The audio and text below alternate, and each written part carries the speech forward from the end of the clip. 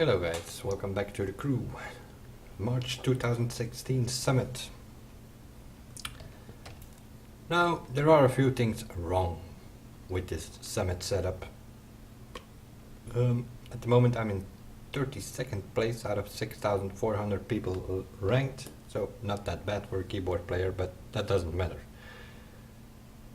What is wrong with this thing is that, well, a few things. First of all, free drive challenge.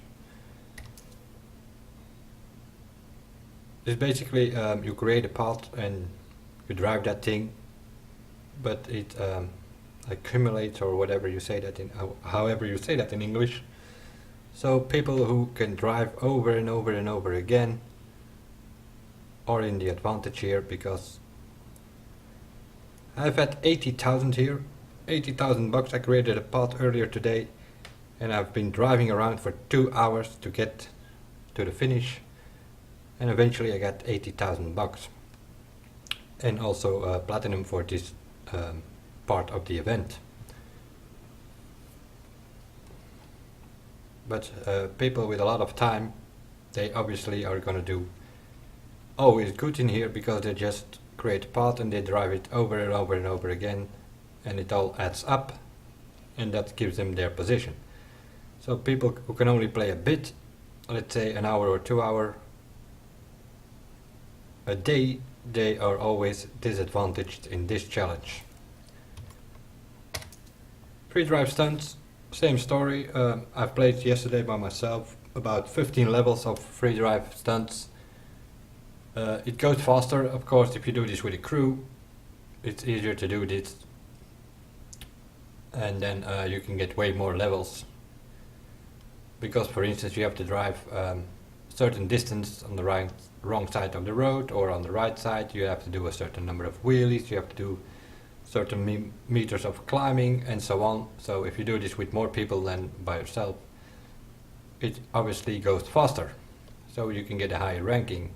Same here goes as for the challenges. If people have a lot of time, they can grind here and do them over and over again, and it all adds up. So it's these two free drive things are favorite to those who have a lot of time to spend in this game. The the three tests here: escape, hill climb, slalom. That's something you can do quickly, so there's nothing wrong with that. The brand speed trap, you can play this with the crew as well. Of course, gives you an advantage again, because well, you can give each other a slipstream, and that way you can get a higher score. So it's not about individual driving, this one, because it's by getting a crew, people who can actually drive a car, and you give each other a slipstream, giving a higher average speed, so you get higher ranking in this one. Time attack, sort of the same story, if I'm not mistaken. Yep, you can play this in a crew as well. So giving a draft, or getting a draft here, could be an advantage, although in this summit track I'm not so sure that it could be an advantage, because it's kind of twisty, and the best time is set, if I'm not mistaken, by Paraglider at the moment, and he has done it solo. As you can see on his YouTube channel, this video is posted from his 132.5 using the BMW bike. So all in all, kinda okay. Monster Arena, well, if you know how to do the combinations and all that, you can get a decent score there, nothing wrong there. Drift Trial, a big disadvantage for keyboard players, because they cannot flicker the car around like people using a controller can. So also there you have some advantages and disadvantages depending on what you use: keyboard, controllers, wheel, and so on. The drag trial, again, people are doing this in a crew, giving each other a draft, getting a faster time. The top time is set here at 16.7, and I'm pretty sure that's a damn fast time. That gotta be with a draft, I think. I suck at it again with the keyboard, might have something to do with it, or I just suck at it in general. Anyway. Crew time attack, word suggested. It is, you need a crew for this to do, so I'm all favorite of this one. But why do a time attack if you can play this one with a crew as well? So there are actually both crew time attacks and a crew brand speed trap. If you're playing on your own, you're kind of disadvantaged in many of these things, but then again, that's the name of the game, is the crew, so. But the biggest concern is this one. PvP lobbies. I've been playing for the last 2 hours in PvP lobbies, and I lost one race out of, I don't know, 30, 40 that I played. All the rest I won, not because I'm such a good driver. I'm a decent driver, but I'm not a top driver. The reason I won all of those is because people in there, they are there, but they do not drive. And that is something, so basically you drive, you have to do all the work. You drive the track, you finish, you get some points, you get some bucks.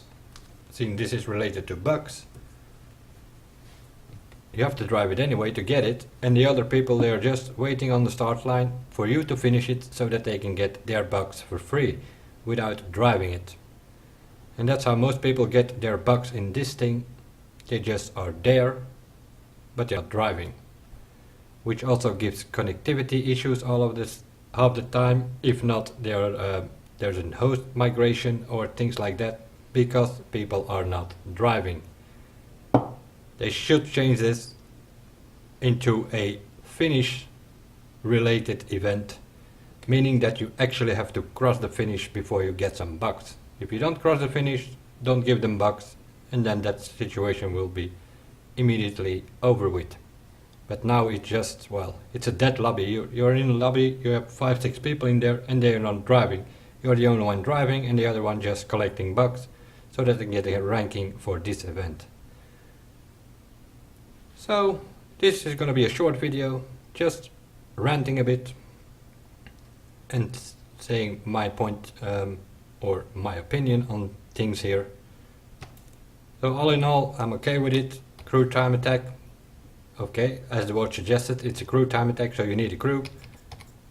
But the time attack can be played as well with a crew. That's something that's not correct. I mean, if you have a crowd time attack, then this should be a solo event.